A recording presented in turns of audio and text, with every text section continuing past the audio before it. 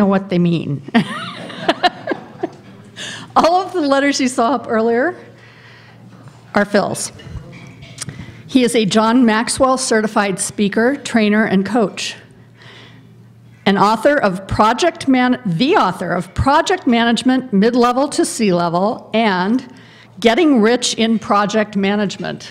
And we all need to read that book, huh? He hosts the Project Management Audio Digest. He's mentored and trained hundreds of project managers and reviewed and contributed to the PMBOK 4th and 5th editions. Phil will challenge PMI-Phoenix people to update their frameworks with PMBOK 5th edition. Please help me welcome Phil Ackenwell. Thank you. Thank you, Sandy. Thank you very much. Appreciate it. Thank you. Thank you, thank you, thank you. Hello, everyone. How are we doing today? That doesn't sound good. You know, we've got the future with us. We've got Gaia with us. Is that a good example for her? How many of you are excited tonight? Say yeah. Yeah. When I say PMBOK, you say is good. PMBOK. PMBOK. When I say PM, you say P. PM. PM. Very good. Give yourselves a round of applause. Yeah, that's what I'm talking about. You know, heaven help us if we don't get fired up over the PMI. I mean, project management has been around for quite a while. But when the PMI came on the horizon, everything changed. So it's a pleasure to be here. Before I forget, there's something very important I need to do. Because I get really excited when I see the future of project management. So, I'm going to give a few little gifts to our speaker. Tonight, you are the speaker. So, you're her parents, obviously.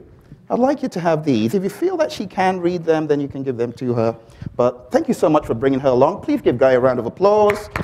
Thank you so much. I mean, she just did such an excellent job. Now I need to make sure I deliver. All right, Stephen, you know what this is for, so Stephen knows what to do with this bag. There you go. I'm going to be asking quite a number of you questions.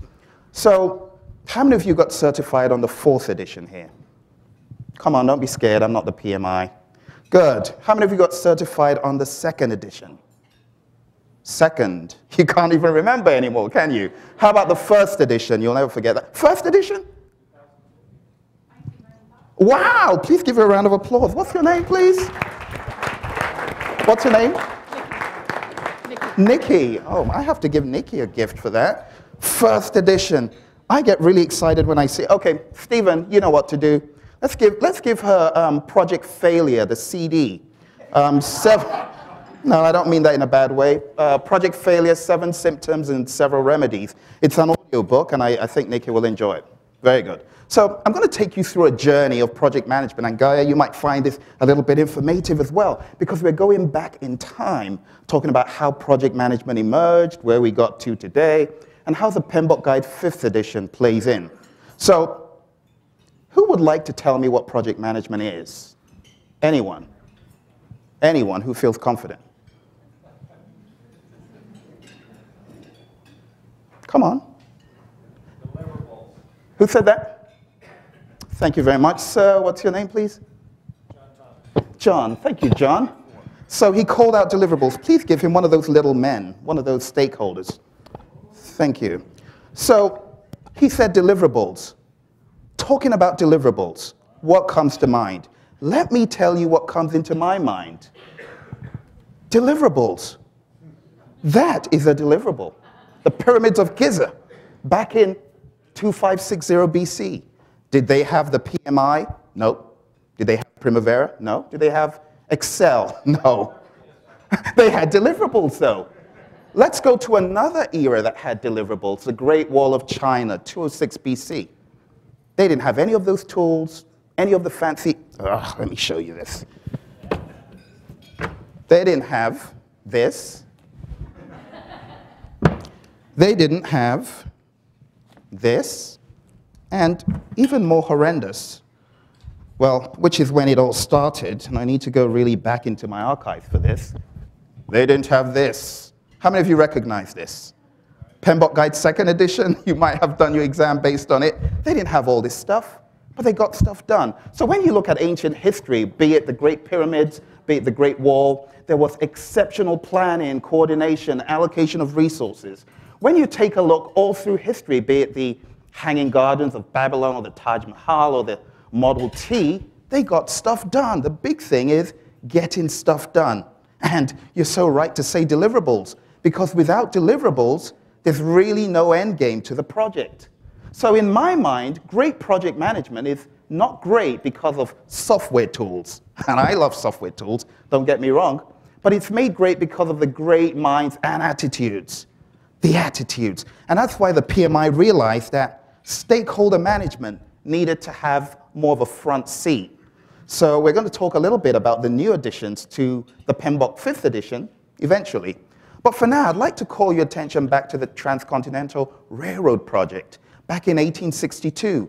Very ambitious project all the way from the west and all the way from the east, 2 rail lines to meet and to form one.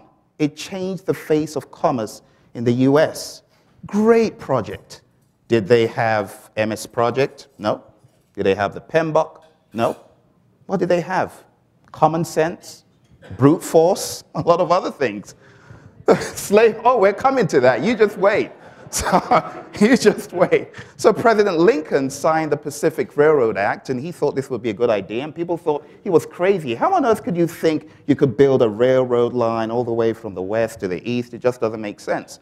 But they started it, early day project management. They had blacksmiths, carpenters, engineers, masons, surveyors, teamsters, and cooks. That is a project. I don't care however you want to spin it, that's a team. That's a team, and that's project management.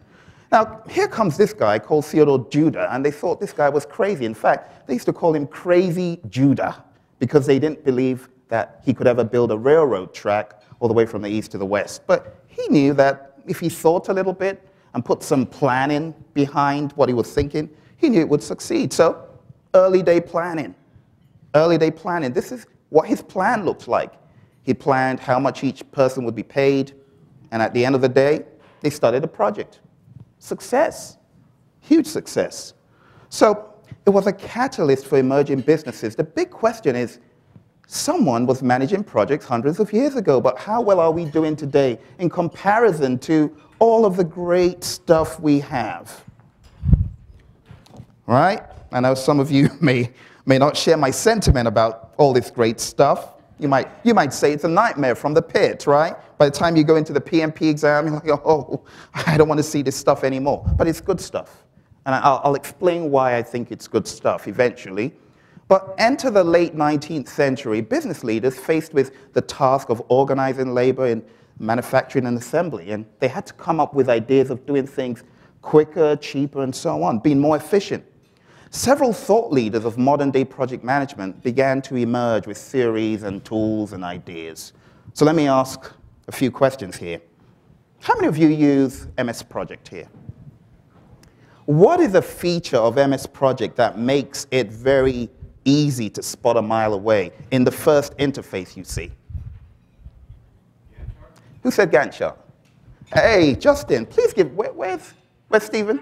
Oh, okay, please give Justin, one of the little men. Thank you. Thank you, Justin. Give Justin a round of applause. Thank you very much.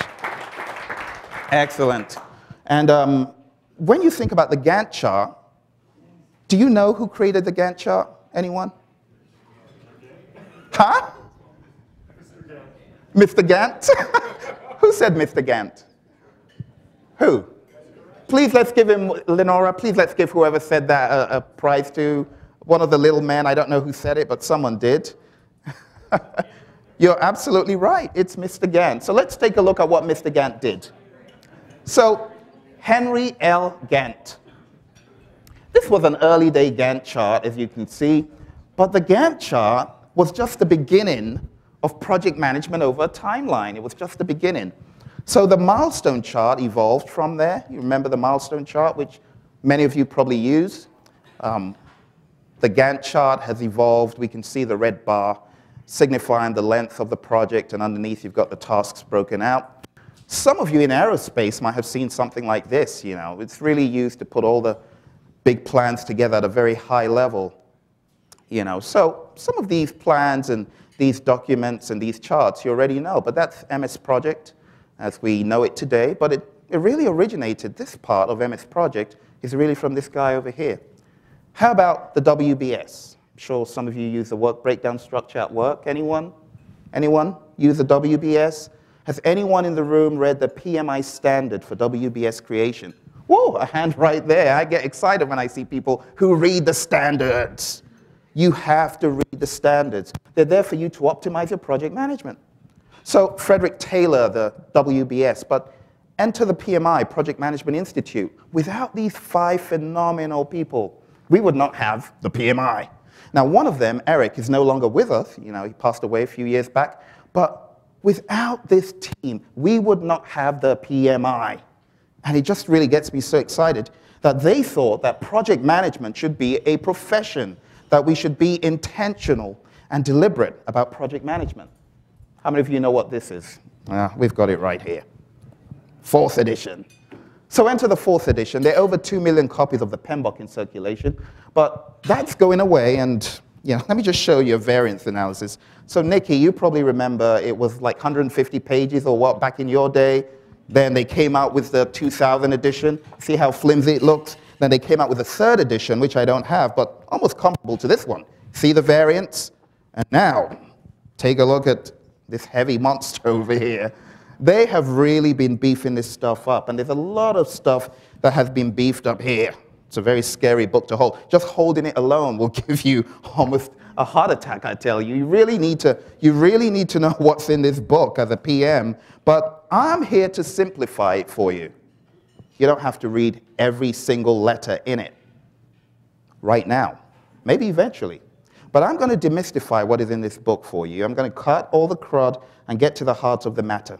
A lot of people have issues with the PMBOK. Do you know what the biggest issue with the PMBOK guide is? Anyone? Do you want to just... Boring. Oh, thank you. Thank you, Roy. Appreciate that. You've been very candid. Boring. What else? It's kind of in a suspended animation place somewhere in a time zone that doesn't exist. Thank you. You're right. What else? So can we give Roy and this gentleman over here, 2 of these little men, Lenora? What's your name, please? Yeah. Ronnie. So let's give Ronnie and Roy 2 of those little men. So it's kind of like suspended animation, doesn't exist. Do you know my issue with the PMBOK? My issue with the PMBOK is it doesn't tell you up front your expectations. People expect too much of the PMBOK. I don't expect too much of it. Do you know why? This is not a one-size-fits-all thing. It needs to be tailored to meet our projects. So the expectations haven't been set up front that, hey, this is just a framework that you can cut out of and tailor. Now they tell you that in Chapter 4 in integration management, but they don't tell you that up front. And that's kind of the difficulty many people face. If you go onto any of those forums where they talk about the PMBOK, it's gotten a lot of abuse. But recently on Amazon, if you take a look at the feedback, it's got glowing reviews. It's amazing. It's like, PMI, did you send people out here to make these positive reviews? Of course they didn't, because these are PMs like you and I, but it's got really great reviews because they cut to the crud and made it a lot easier. So talking about the PMBOK guide and all this PMI stuff, and if you can, please, just turn up the volume for that thing. I just want to call your attention to something humorous that happened in a job I worked in many years ago. I went to my boss and I said, I'd like to be a PMP. And my mentor at that time had sold me onto the world of the PMI. Her name is Mary Hirschner. I don't know how many of you know her, but she was quite active here years back. So Mary sells this idea to me, take the PMP exam, it's a great thing, Phil. So I go to my boss and he's like, no, you can't replace the PMP exam. I mean, you can't replace my years of experience with the PMP exam. It's just a piece of paper. Don't take the exam, Phil, forget it. So not everyone shares our sentiment, as you'll find out. Hey! Hey. What's up? Okay. So, all right. I've been kind of doing some thinking. You know how I'm a PMP. I was wondering if maybe we should try getting some of the other employees to become PMPs also. I really just don't know if that's a good idea. I mean, all of our employees have lots of experience. I know, but there's so much. I mean, the training is unbelievable. It's a certification. It looks so much more professional when people have it. And I think even Bill could be a candidate. He would be awesome. I don't know about Bill, though. You know. I heard my name. Sorry, we're just What's talking going on again? Well, what's this PMP you're talking about? Okay, so I'm PMP certified, right? And we were just talking about maybe getting some of the other employees to do it. I think you would be awesome at it. I think it would be something that you would really enjoy, and you could really benefit from it. Well, Mary, I appreciate that, but Martha knows I've got 20-plus years experience here. I've worked for ITTO in Scottsdale. I've worked with Humana in health organizations. I've worked with companies out of London. I've worked with companies out of New York. Okay, I've got great that's what I was project management explaining to skills. her, that we have lots of experienced employees Thank here, you. and she's.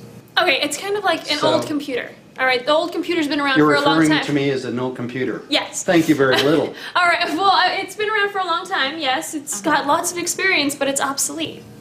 Are you saying I'm obsolete? I'm not saying I'm that you are not obsolete. obsolete. I'm just saying that you kind of have to keep up with the times. I'm managing 75 people right now in this project. Come on. Okay, And but you're telling me I the need training project helps management out, I'm skills? telling you. Okay.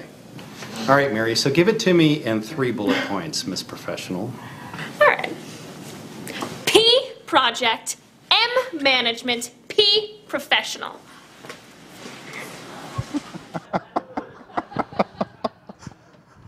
Don't we all know people like that? They're not impressed with the PMI or any of that, but we don't care. That's why we're here. We're different. You know, we care about being certified, and we care about project management. So let's dig into the PMBOK guide and what it is. The PMBOK guide is accepted good practices, generally accepted good practices. You see, the PMI are very careful not to call them best. I know a lot of us think they're best practices, but the PMI don't want to offend any of the other bodies out there. I mean, you've got Prince 2 and all the others, so good practices. Don't call it best practices. It's used to manage most projects, not all projects. Have any of you heard of the FBI failed project called the Virtual Case File Project? Do you know what happened on that project? It was an IT project. They started managing the project using a waterfall approach. And they tried all they could, and hundreds of millions of your money went down the drain. And then eventually, somebody woke up and said, you know what, maybe we should use Agile for this thing. So they used Agile. Then they were able to get done. So we need to be flexible. We don't just want to be a one-trick pony. We want to look at all of these things as options, be it Agile, be it waterfall, be it rapid application development, joint application development, anything, Scrum, name it. They're options. So I don't get all attached too much to, it has to be like the PMBOK says. No, I don't. And that's why the PMI have the ACP. How many of you are ACPs in the house here? No one. What about Scrum Masters, CSMs? Yay, at least some of us. Very good. So we need to have those ideas at the back of our minds. It also has emerging practices considered as good. It might shock you. We actually have mention of user stories from the world of Agile in the 5th edition. It gives you a common lexicon. That's what the PMBOK guide does, and it's a standard for project management. Let's take a look at the timeline here. The PMBOK was first published as a white paper in 1983. 1st edition, which Nikki probably remembers very well, published in 1996. 2nd edition published in 2000. 3rd edition published in 2004. 4th edition in 2008, and the 5th edition recently. So this has been around, it's been evolving for a while, but that's not the only standard. I mean, we've got a standard for almost everything under the sun. We've got a standard for earned value management.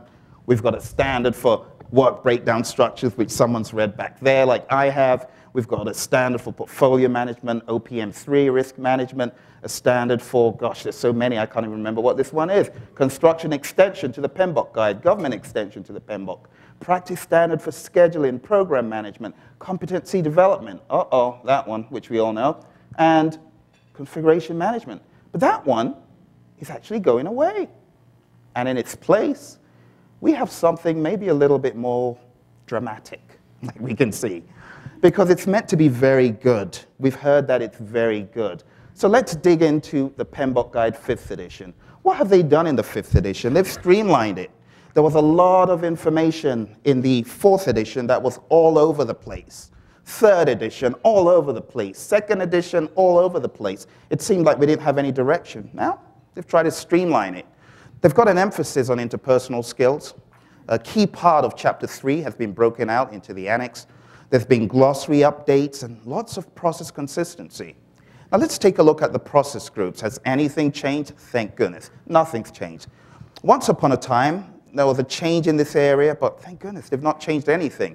That's easy to remember. How about the knowledge areas?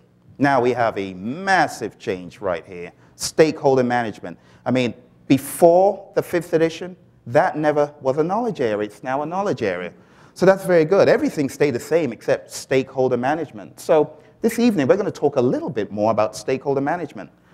Other high-level changes, we've got 4 new planning processes. We've got plan scope management, plan schedule management, plan cost management, and plan stakeholder management. These are for producing subsidiary plans.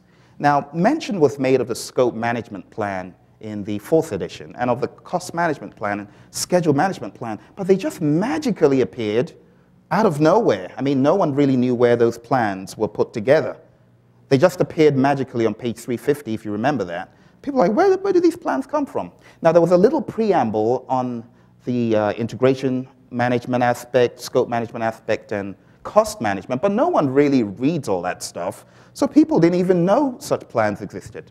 The PMI are trying to call your attention to it. There are 2 new controlling processes, control communications and control stakeholder engagement. They've merged 2 old processes. Distribute information is no longer there, and report performance is no longer there. They call that managed communications now. They have reallocated identified stakeholders to stakeholder management, and they've reworded quite a number of them, but the 2 I'll call out, they've reworded managed stakeholder expectations to managed stakeholder engagement, and also verify scope is no longer called verified scope. I mean, didn't that drive some of you around the bend? I mean, thinking verified. I mean, why don't they call it something else? They now call it validate scope. So we're going to take a look at all of those things. But let's take a look at the change by number. Planning, we can see there's a change of +4. Monitoring and controlling, a change of +1. How about knowledge areas? There's been quite a few changes here. We take a look, we can see that the area of scope management, they've added 1 process there, 1 to time, 1 to cost, taken away 2 from communications, and stakeholder management is pretty new. They've got 4, although they moved 1 from here down there, but the variance is ultimately +5. You take a look at this picture, which many of you don't want to look at, and I don't blame you. Page 43, you don't want to go back there. It's now page 61. So looking at the broad changes, those in red are your changes right there, those in red. So what does this mean for all of us? Does it change how we manage our projects? What do you think? Is it going to change how we manage our projects? Let me ask you this question. How many of you use the Monte Carlo simulation at work? 1 person? Roy? Anyone else? No. Just 1 person out of the whole room. How many of you use quantitative risk analysis, expected monetary value, coming up with a magnitude in dollars or resource hours for your risks? How many of you? Very good, but not half of the room. What am I trying to drive home? How many of you know the 80-20 rule? Does anyone want to give us a great definition of the 80-20 rule? Anyone? Okay. 80% of your problems come from 20% of your work. Thank you, William. Please let's give William one of those little men. Thank you, Stephen. Please give him a round of applause. Thanks, William. Great job. So, the same way 80% of the problems come from 20% of the causes, in the world of the PMBOK, this is my take on it. I believe that 80% of your return comes from 20% of the PMBOK. So it's really the 20% that you apply or do not apply that could break the camel's back. But you need to find that 20%. We're not going to take everything in the kitchen sink and throw it at our project. We're going to take what we can use. We're going to take what is relevant. Now, that one right there, project stakeholder management, I think it's extremely relevant. I'm just going to read for you one of the things that the PMI said about this new chapter in the PMBOK, because yesterday we had a very good question, which is, why do they put this as one area? It seems like we just like to create work for ourselves. So let's read this. It says, in keeping, and I'm reading X1.21 on page 481 in the 5th edition. It says, in keeping with the evolution of thinking regarding stakeholder management with projects, a new knowledge area was added addressing project stakeholder management. It says, information on stakeholder identification and managing stakeholder expectations was moved from communications management to stakeholder management. It says, this was done to expand upon and increase the focus of the importance of appropriately engaging project stakeholders in key decisions and activities. Should I be honest? You can do everything under the sun, use the Primaveras, Microsoft projects of this world, plan view, change view, all views. If you don't meet your stakeholders' demands or needs or wants, it's all down the drain. We really need to be very sensitive to stakeholder management. Very, very sensitive. Talking about Chapter 1 at a high level, Chapter 1 talks about this new term, project-based organizations. It's a new term. It really refers to organizations, not projectized organizations, but project-based, which means they cut to all the red tape, they cut through and get stuff done in projects. Now, it might be a functional organization, it might be a matrixed organization, but they've got a project-based mindset.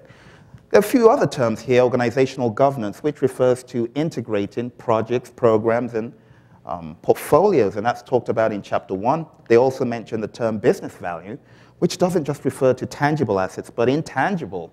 And they also drive home the point that to boost your assets really good, you need great project management. To really take your business value up a notch, you need to have great project management. They also talk about interpersonal skills up front. They talk about leadership, team building, and how many of you remember Appendix G in the 4th edition? All this stuff was in Appendix G. It's now up front, and also in Appendix X3. Talking about Chapter 2, they have really revised Chapter 2. It used to be called Project Life Cycles and Organizations. It's now called Organizational Influence and Project Life Cycle. So they've now put project organization types up front. They've introduced the 5 process groups early, under processes and procedures. Now, the PMI have really relaxed. Out there in the public world, we students, practitioners, we refer to them as OPAs and EEFs. And the PMI never really caught on to that. But now, they refer to EEFs and OPAs in this edition. So they've really become a little bit more, accepting of how we, the project management community, see these things. They also introduce OPAs first, and then they introduce EEFs. But in the 4th edition, enterprise environmental factors were first. So they've changed that to give people a better understanding. There's been a slight modification to face-to-face relationships. We don't see the iterative relationship anymore. Instead, we see mention of life cycles. They've got predictive life cycles, which is really more of a lofty term for the waterfall approach. And they also have iterative and incremental life cycles, which is a lofty term for agile and being agile in project management. Taking a look at Chapter 3, they've cut out a large part of Chapter 3. I don't know how many of you in the 4th edition remember we had the 42 processes and all the inputs and outputs. How on earth were we to understand that in that short a time in one chapter? It was like overkill. The PMI realized that, so they've broken it out into Annex A1. They've also introduced consistency. They've also introduced subsidiary plans as being inputs to planning and executing. And now this is a really big one. How many of you took your exam within the past 1 year? Because you'll remember this, 1 year. Do any of you remember work performance information? Work performance measurements? It's gone, thank goodness. Okay. Well, let me take you down memory lane because, it just shows you what is of value you remember. But talking about work performance information, this used to really confuse people. It used to come from direct and managed project execution, and people had no idea what on earth this meant to us in the real world. Well, the PMI have tried to simplify it. They now call direct and managed project execution direct and managed project work. From direct and managed project work, we have an output. It's called work performance data. Now, this work performance data really refers to your raw observations, your raw analysis of the project, maybe even no analysis, things like start date, end date, what % complete you are, technical performance measurements, and so on. They call that work performance data. It used to be very confusing in the 4th edition. Now they have simplified it. You only have work performance data. The moment you get it, it goes through all of the controlling processes that are not in integration. That makes it easy to remember, very easy. So you get work performance data going in, and then coming out of all of these processes, everyone except the 2 in integration, you have work performance information. Now, work performance information refers to the analysis of the work performance data. For example, if someone says, oh, our start date is this, and our end date is this, and this is where we are. Okay, well, what does that mean? Boil it down, make sense out of it. Or you tell someone, well, we are 50% complete and we've spent 80% of the budget. What does that mean? That's why we've got work performance information to analyze all of this data and give you, from the monitor and control project work process, after you have that as an input, you get performance reports. Now, they throw on the word work, but it's work performance reports. It's made so much easier. There used to be a lot of confusion in the reporting aspect, performance reporting, and so on in the 4th edition. It's very streamlined now, and your performance report, work performance reports, go to these 5 processes. Some of the processes here are actually repeats of what's up there, you know, like control risks and control procurements. But it's very streamlined in the 3rd edition. So that's that picture again. Now it seems like we have to, you know, talk about broad changes again.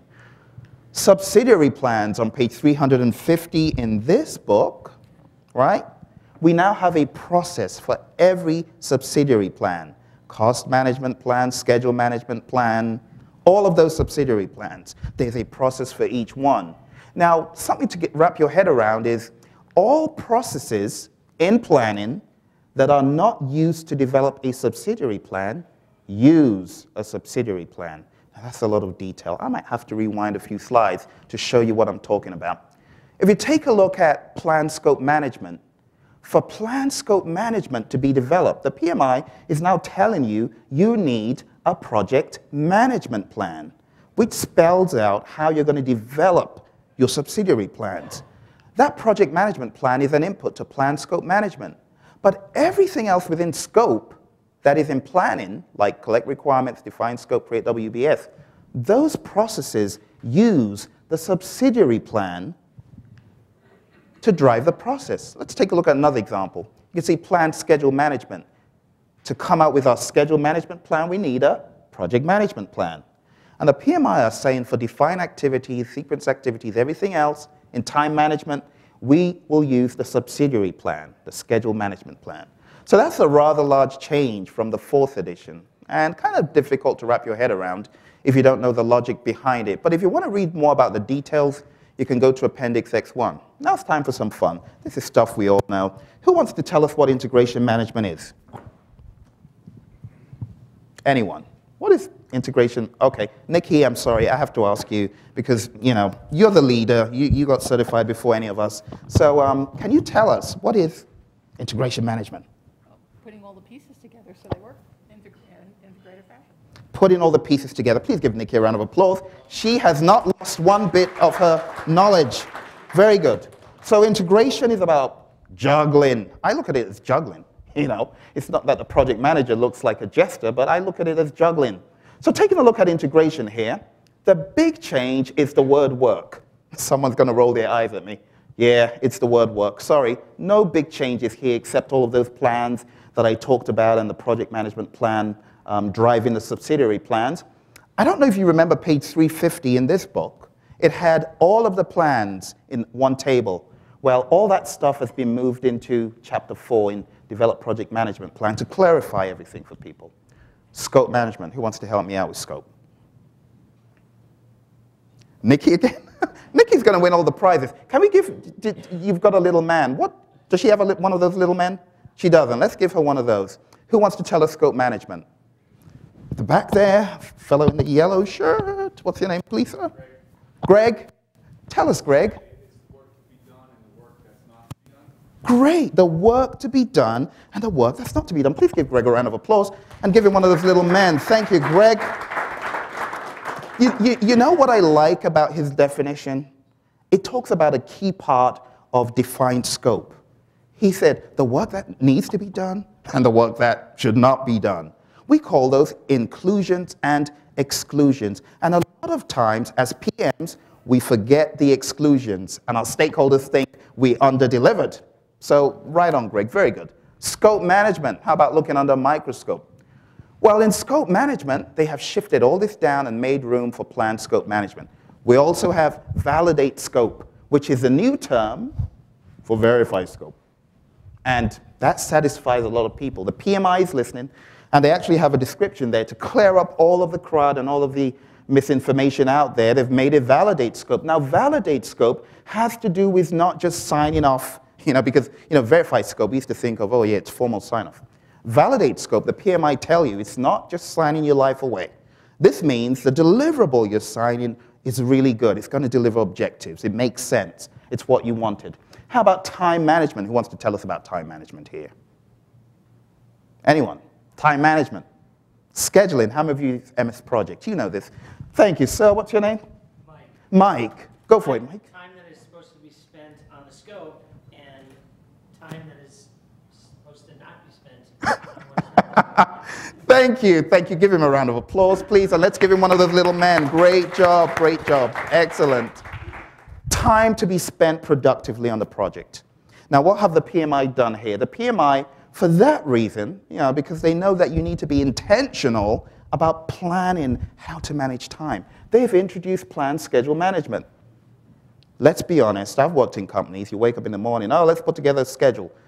You got no plan as to how to do it, and the PM starts trying to fudge the numbers because everyone says, give me a charge number to come to your meeting to plan with you. So it's a catch-22. Haven't all of us been through that? You're trying to get people into a meeting to plan, and you don't have a charge number, so they're not going to help you. Well, in the world of the PMI, they want you to plan how to schedule, and they want you to plan how to do all of these. How about the next one? Cost management. Now, that poor guy's in shock. He's probably got nothing in the piggy bank. Who wants to tell us about cost management? Anyone? Those of you who said you use earned value management, where are you? I don't see any hands now. Mike, he's helped. Who wants to help us out? Anyone? Nobody. You want to go for it? Go for it. Earned value management? Cost management. Just integrate cost management with it. It's really taking your time and your scope and balancing those two together as a measurement of where you are. Thank you, Mike. Give him a round of applause. You're all over this stuff. When did you get certified? When? Oh, 5 years ago. Good, very good. You're still on it. Great job. Please let's give him that comic. Yeah. Do you have any of the comics left? Yeah, he'll like that. He'll like that. It talks about earned value and risk management and stuff. So very good. Cost management. We're trying to integrate our schedule and our scope and come out with how much it will cost. The PMI realizes this, and they want you to be more intentional, so they've added plan cost management. So all of that has moved down, and we've got plan cost management. Six Sigma black belts, green belts, yellow belts, white belts, any belt. Where are you? Come on.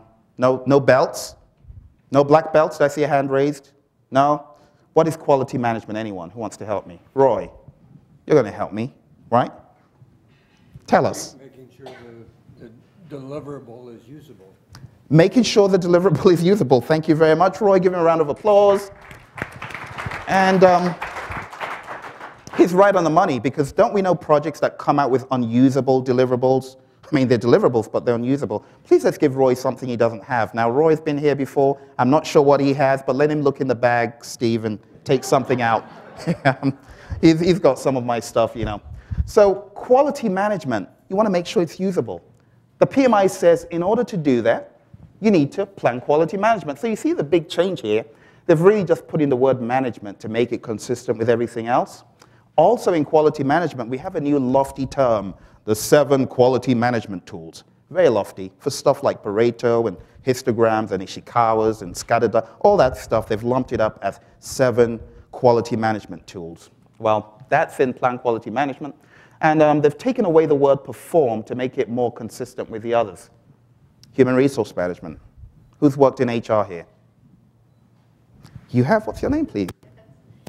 Managing the people that are working on the project. Good. What's your name? Jennifer. Jennifer. Thank you, Jennifer. Please give her a round of applause. Don't we all know PMs who say, well, I can't manage him because he doesn't report to me, so I can't manage him? Yes, you can. Yes, you can. What do you mean you can't manage him? Management isn't about beating people over the head. Maybe you need to have a more leadership orientation towards it. Because in the world of the PMI, you know, these people, they're not just racehorses. People often think, oh, HR, yeah, racehorses. People I can make work on my project. These people have families. They've got children. They're other people's children as well. You know, so anytime you want to like slap one of them across the head, how dare you mess up my project? Just remember they're people like you and I. So we need to calm down and remember that we need to, as Jennifer said, manage human resources the right way. We need to be intentional about this area. You know, just remember, these are other people's children. They've got people, you know, you may not love them, but they have people that love them. You might be very irritated about the team member. Just remember, they've got people that love them, okay? So in HR, we're going to plan human resource management. They've taken away develop human resource plan to make it more consistent. We're going to acquire the team. We're going to develop and manage them, as Jennifer alluded to. Communications management, who wants to go for that one? Did you get little man? Did we give her one? Let's give her little man, please. Yeah, let's give her one of those stakeholders. Okay, communications, who wants to help us out? Has anybody been for communications training? Oh, I know who I'm going to ask. Sandy, yes. Who better than to, you know, to tell us this other than our Toastmaster here? So Sandy, tell us, please, what is that all about? Conveying information verbally and in writing. Thank you, verbally and in writing, and you know, she's made it short. Please give her a round of applause. Thank you so much. Great job. So when we talk about communications, a lot of times we just find ourselves flying on the communication flight without any idea of how to do it. But the PMI says, no, no, no, you need to be more intentional. You need to plan communications management, so they've changed the word. We also need to manage communications. Now, manage communications now rolls up reporting performance and also distributing information. So it's now one. It used to be very confusing. People would be like, how can I have report performance happening after distribute information, and that's giving me an input? Just doesn't make sense, PMI.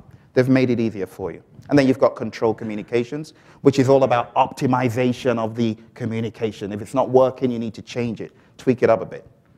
Who are my PMI RMPs in the house? Risk management professionals, where are you? No? No one? Oh, we've got one, yay. I'm an RMP as well, so it's good to meet you. What's your name, please? Sean, nice to meet you. I just gave him the RMP handshake, you didn't see it. So Sean, tell us, what is risk management about? Watching for the gotchas in the project. Watching for the gotchas in the project, I like that. Please let's give him one of those little men. Thank you very much, appreciate that. No, no, no, I don't want any messages from HP. Thank you very much, HP.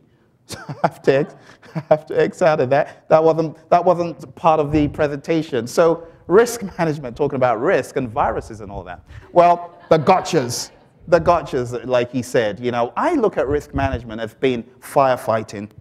Not everyone's a good firefighter. Some people don't have a helmet, they don't have one of those. Do you know what one of those is? That is your logic and knowledge and expert judgment in risk management. Do you know what you need to do? You need to have a risk register. How many of you have got a risk register on your project? I talked about this last time. Very good, Nikki, and I see a few other hands. Excellent. Oh, very good. Great job.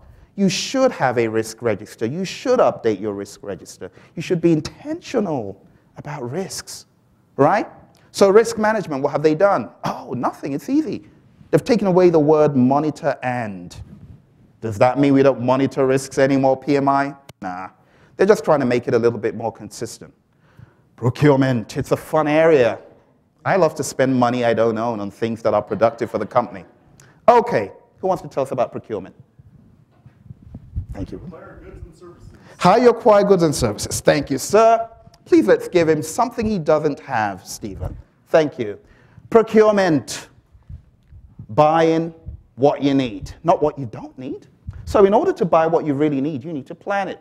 The PMI has put the word management in front of planned procurements to make it consistent. They now call administer procurements control procurements to make it consistent. Now, that's the end of the evening.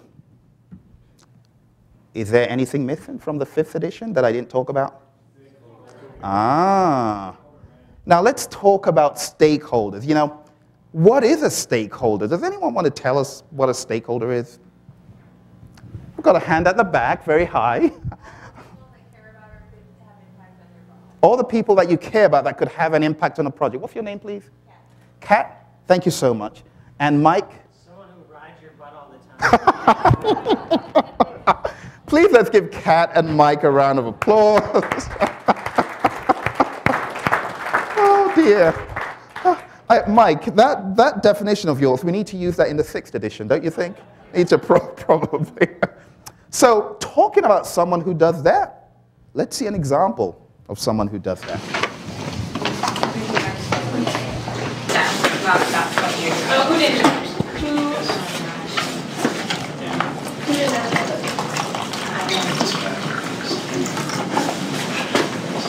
What's going on over here? Are we working on the project? Is the project done? Have we met all of our deadlines? Have we met our dates? You, have you got your part done? What about you? And you, I'm reporting you to the PMP or PMT or PE or whatever it is. It's PMI. Yeah, whatever it is. You haven't heard the end of this yet. All right, pink ass. Really? Jeez. Can you believe that guy? No. That reminds me of that. I'm waiting! Now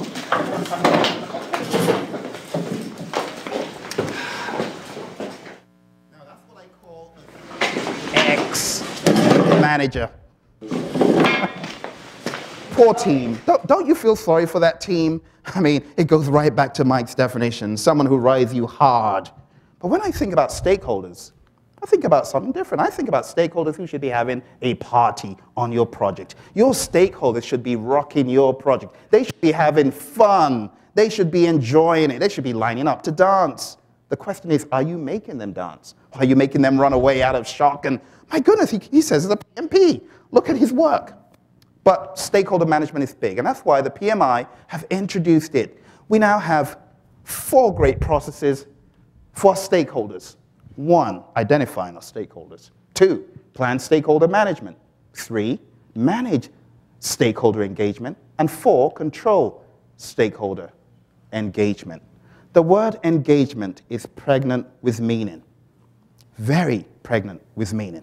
On a project I worked on, I had a stakeholder from the military, and he was very deliberate and intentional. He wanted to see all of the plans in MS Project. We had Project Server. Every day without fail, he would go on and take a look at Project Server and find out, well, through Project Web Access, how we were performing. And if we had missed a task, one task, he would immediately jump in and comment what happened. Why didn't we get that particular survey done yesterday? And then he was really on top. Now, he was right in the project, not trying to be bad or anything, but trying to add value. He was engaged. That is an engaged stakeholder. It got to the point he told us, you know that this project you're working on, I've heard the weather is really going to be terrible this year up in Flagstaff. It typically doesn't snow horrendously, but this year it's really going to snow bad. It's going to be really bad. It's going to be at least over 5 inches. We just laughed at him. What does he know? Probably back from the old ages, this fellow. He doesn't know much. And then in November of the year 2000 sorry, that wasn't my phone, by the way. 2003, I think it was. Yeah, 2003, 2004, you see. I can't even remember, 2004. So it snowed, started to snow in 2004, November, December. 1 tiny little drop of snow. 2 tiny little drops, 3, 4, and then it started laying up in inches. It got to 12 inches of snow.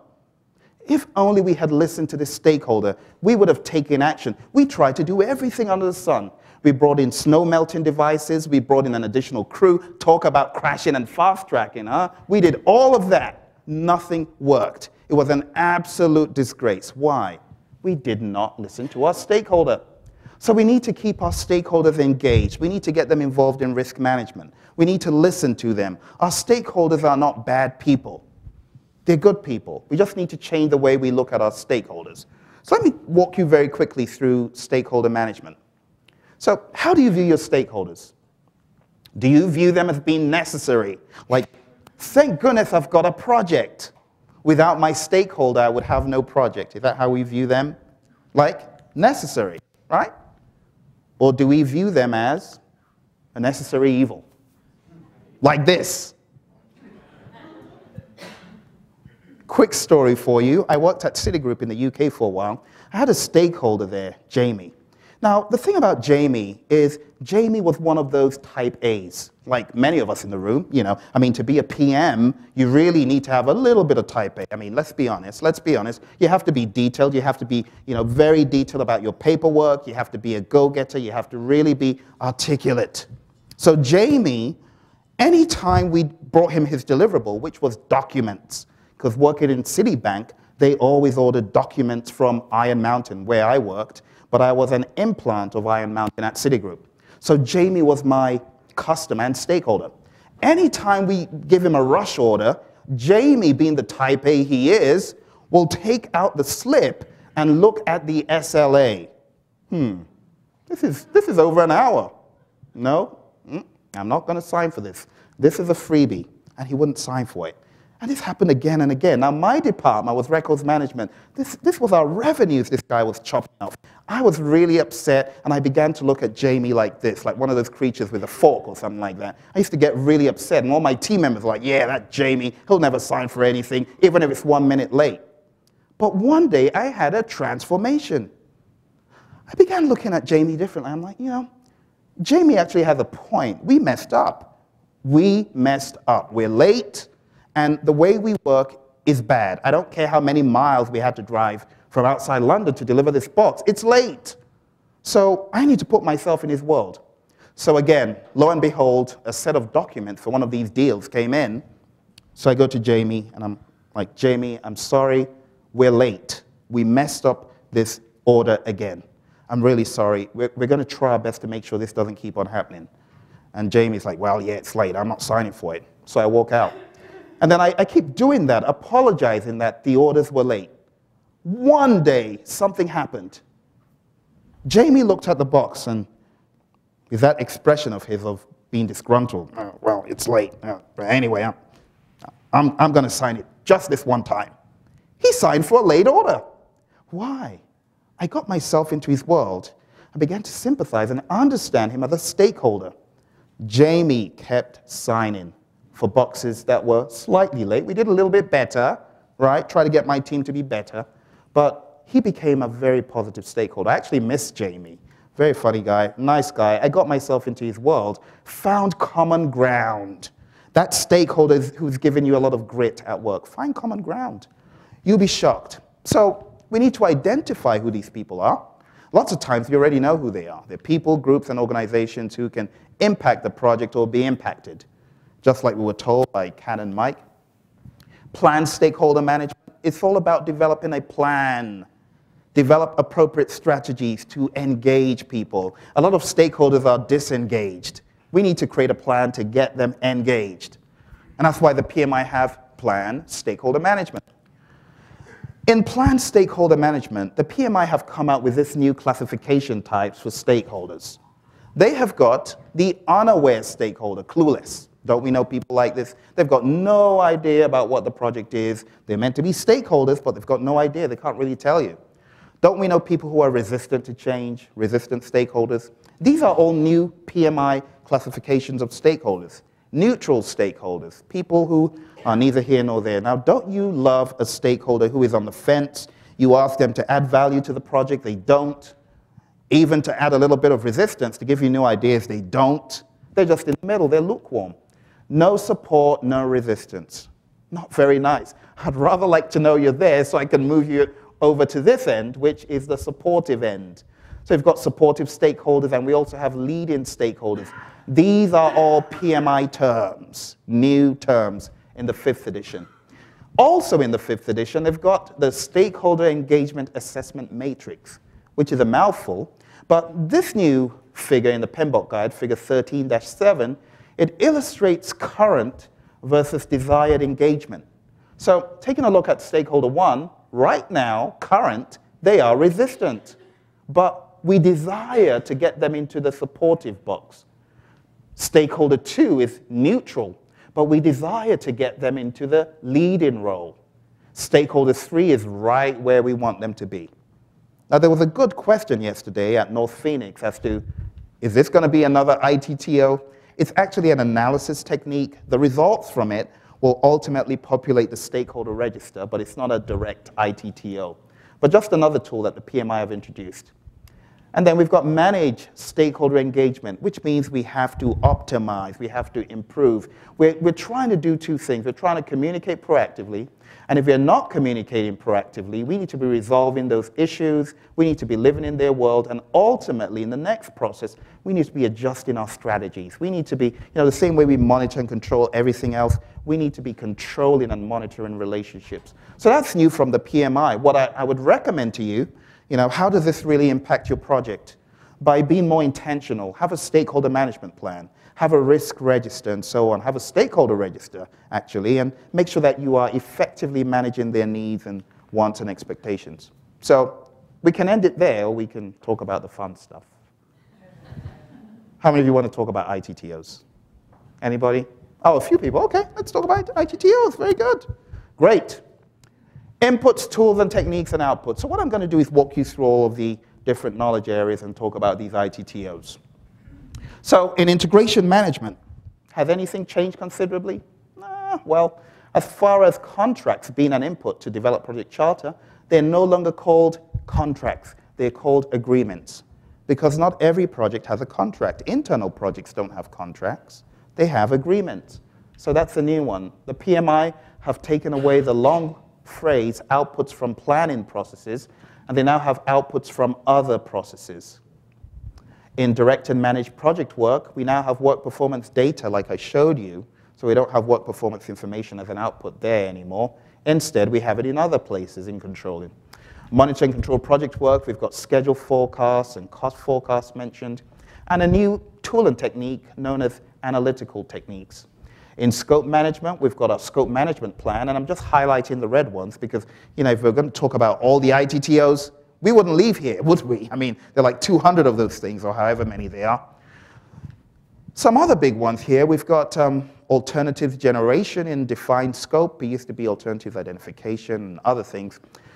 In validate scope, very big one, we've now got verified deliverables. Now, this is going to mess with a lot of people who are from the 2nd edition, 1st edition, 3rd edition, 4th edition, because we used to refer to verified deliverables as validated deliverables. But now the PMI says, well, the process in which the stakeholder inspects or the customer inspects, we're going to call that validate scope. So a little change there. Time management, we've got our schedule management plan, which is a new output. It existed in a PMBOK before, but was never called out as an output of this new process. Leads and lags. You probably remember adjusting leads and lags and applying leads and lags. It's changed. They now just call it leads and lags, thank goodness. We don't have to struggle with which is applying, which is adjusting. We don't have to struggle with that. They've also got resource optimization techniques. Taking a look at cost management, our cost management plan is an output. Determine budget, we've got agreements again. Taking a look at quality, 7 basic quality tools, like I told you earlier, which is your Pareto, histogram, scatter diagram, all that stuff. They now call it 7 basic quality tools. Human resource management, we can see I have called out the project management plan because the project management plan is now an input to developing the human resource plan, technically speaking. Does it change our work in any way? No, but if you're taking the exam or trying to mentor or coach new PMPs or CAPMs or RMPs, it's good to know this language. We also have a very lofty term here called multi-criteria decision analysis. How on earth do they come out with these things? All this is a simple analysis as to if you should employ someone or hire someone on your project team. You take a look at skill sets, you take a look at expenses, how How high is their rate? Are they very skilled or not? How much money are you parting with and stuff like that? A very lofty term, multi-criteria decision analysis. Makes me not want to take the PMP exam ever again. Communications, we take a look at plan communications management. The project management plan is an input here. Risk management, we've got meetings. Meetings, we used to call those risk planning meetings, right? They're now just called simply meetings to make it consistent with everything else.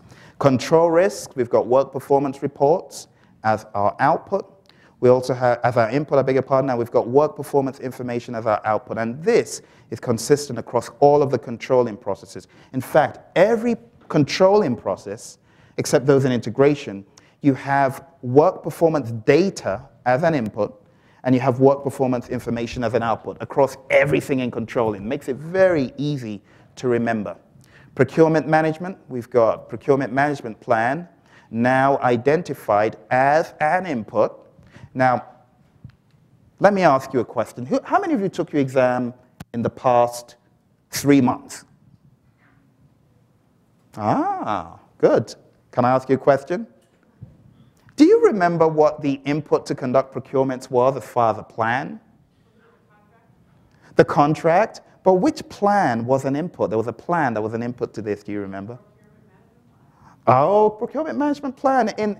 Indirectly. So you've done a great job. What's your name, please? Amy? Thank you, Amy. Let's give her one of those. And who wanted to tell us something else? Who raised their hand? Someone else? I raised my hand, but I didn't want to.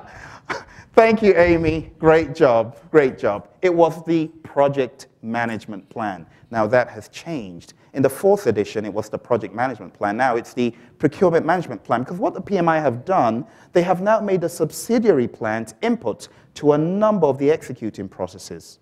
So there's a little bit of consistency, but it's hard to wrap your head around which plan is an input to which process.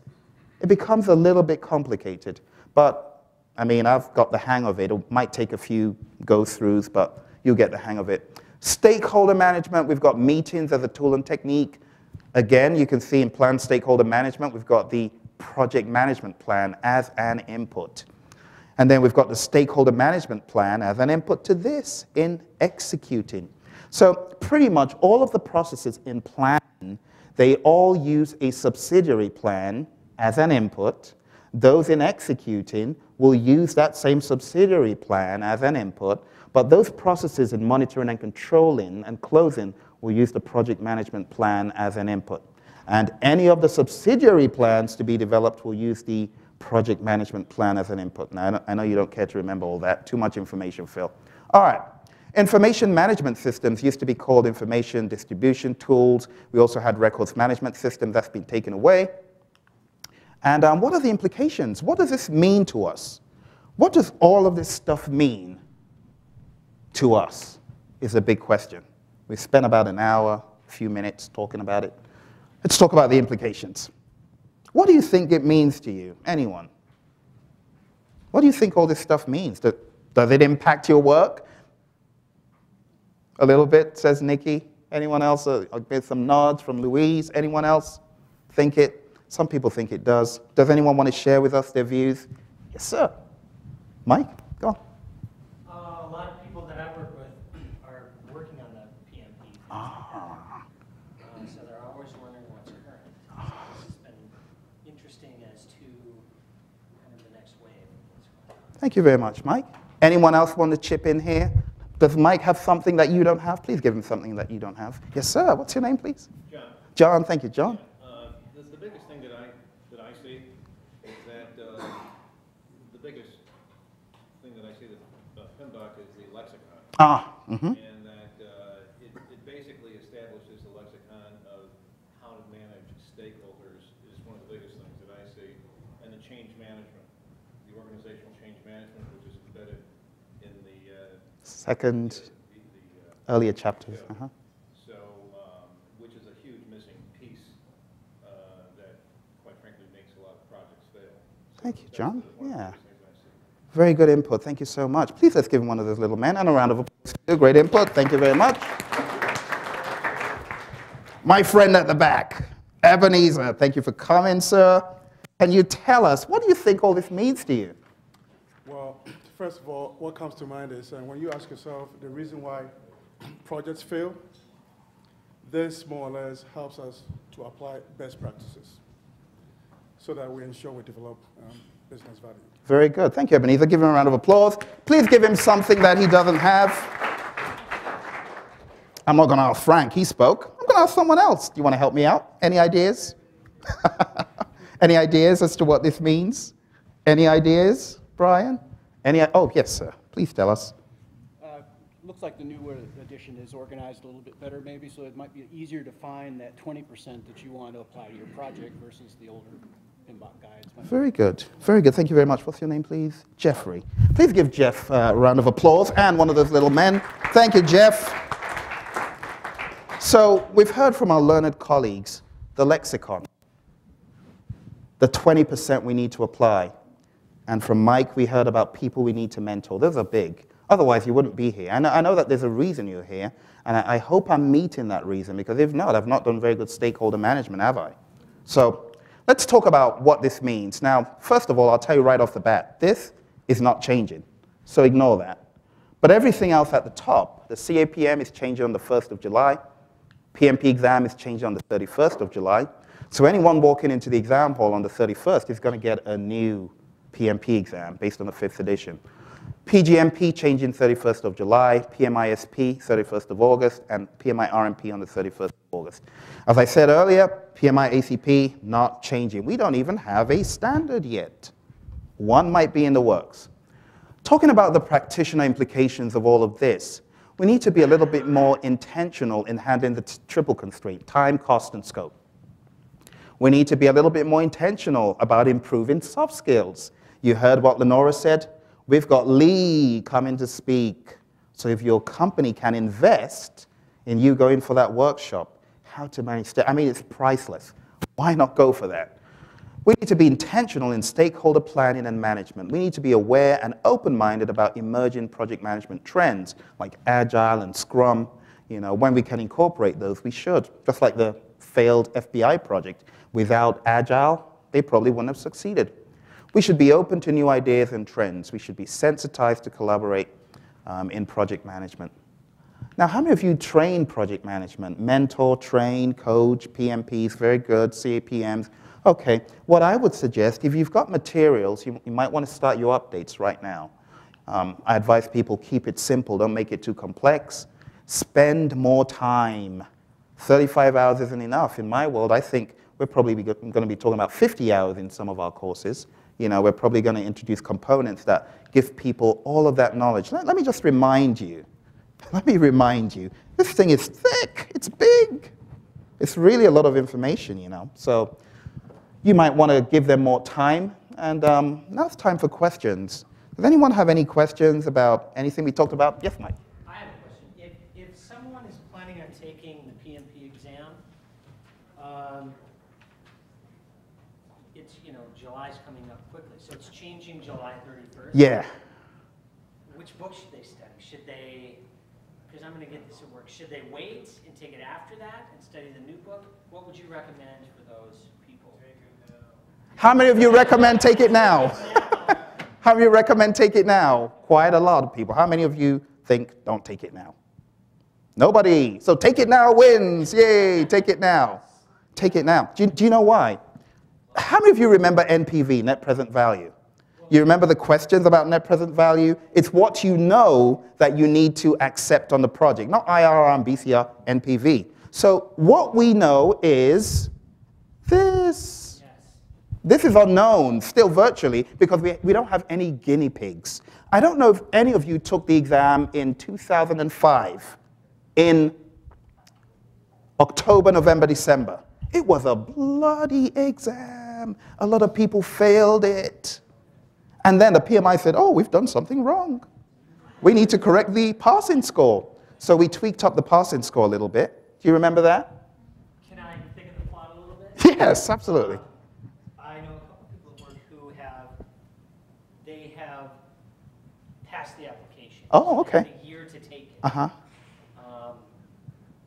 And I don't know if you know this, but if they've been approved to take it, Uh-huh. will that test Will it still change on the 31st? Oh, absolutely, yes. Okay. There's no grandfathering. Oh, yeah. That's what I need to know. So they should take it. They should. They should. They absolutely should. You're welcome. You're welcome. Yes, sir. So you're saying so then on July 30th, you're still taking the Yes. On the 30th, you're still taking the 4th edition. On the 31st, it's going to be this one. Yeah. Yes, it's available on Amazon. It's available on PMI's website as well. In fact, the 4th edition, you'll find it very hard to get the 4th edition now. Yeah, the 5th edition is what people are buying. You know, the sad thing is a lot of people are actually buying the wrong edition. They're buying the 5th edition when they want to take this exam because no one's guiding them. So you've got a lot of people trying to make returns, you know. So, it's a good question, to know which exam everyone's taking. Who do I talk to first? 1 second. I'm going to go to someone I haven't spoken to. Can you download that big heavy book onto my little bitty e-reader? Oh, absolutely. I mean, I've got this on my, my tablet. You can put it on your tablet. I'm not sure if it will be effective on your iPhone, but I think you should be able to move it into iBooks, and you should be able to see it. Sandy. The exam changed back in late August, early September of 2011, and those who took it did not automatically get their results. They had to wait. Yes. Is that going to be Probationary period, yes. There's a period in which the results will be assessed and analyzed, and they'll find out the healthy position for the score. There's always a healthy position they need to look for, and it's going to take about 5 weeks plus before they come out with anything. That alone is the reason to take the open. So you won't get into it. Yeah. Yeah, the suspense is killing, isn't it? Yes, sir. Based on the thickness of that manual, is it fair to say if we passed it in an earlier version? Oh, hang on, we can't hear your question. Sorry. Based on the thickness of the manual, if we passed it during an earlier version, we probably want to keep our certification in place. So what George is saying, if I can interpret your words properly, being that we're looking at how thick this is, we should probably keep our certifications in place so we don't lose our certifications. Would you agree? Yeah? Should I tell you a quick story of one of my stakeholders? One of my stakeholders took the exam around 2005, and then he let it lapse. PMI didn't have any mercy on him. That was it. No longer a PMP. He came to my class in 2009, and everything had vanished. He could not remember. So, that was 2009. This is going on to 2013. So he took the exam actually in February of 2010. I called him a few days ago. Dale, sorry if you're listening or watching. I said, Dale, that's his name. Dale, what's going on with your PDUs? And he tells me, oh, I've got all of them. I just haven't entered them. I'm like, no. You need to put them in. You need to put them in. Any other questions, please? Questions, comments? Well, in the absence of any questions, I'd like to say a huge thank you to PMI-Phoenix. Thank you, Lenora. Thank you, all of you. Thanks for having me. I appreciate you. Thank you. Thank you. Thank you, Sandy. Thank you.